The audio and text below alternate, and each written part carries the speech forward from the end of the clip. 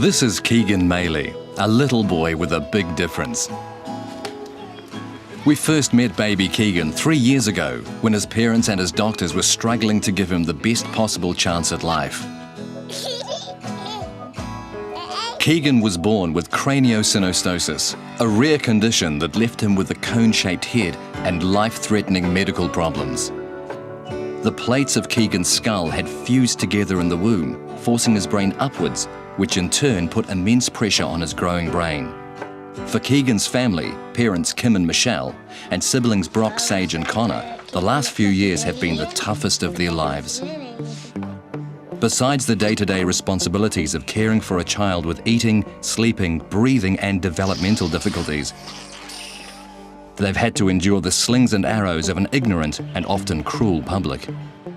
One of the worst incidents that happened to me was at the supermarket when I had 4 young children who were running around saying, "Oh, look at the ugly child, look at that baby, so ugly."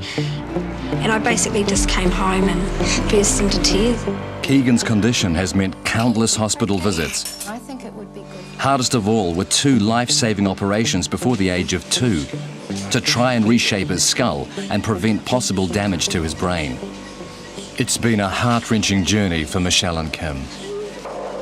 After each round of surgery, the hope was that Keegan would start developing normally, overcome his disabilities and ultimately catch up with his peers.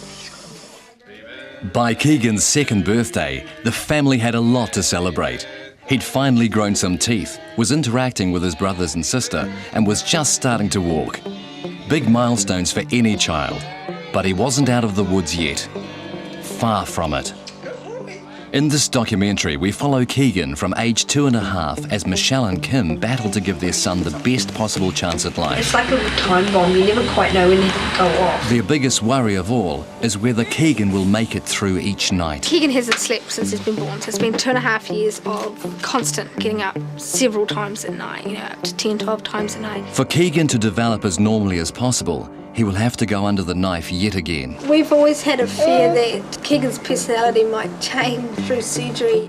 But big questions still remain. Has Keegan's development been stunted prematurely? Or will he get a chance at a normal Kiwi childhood? All I hope for Keegan is that he grows up feeling normal. A young woman from Dunedin who has survived the same rare condition could have the answers. The minute she walked off that plane, I had this big vision of what Keegan would look like in the future. But the biggest operation is yet to come, one that will change Keegan forever.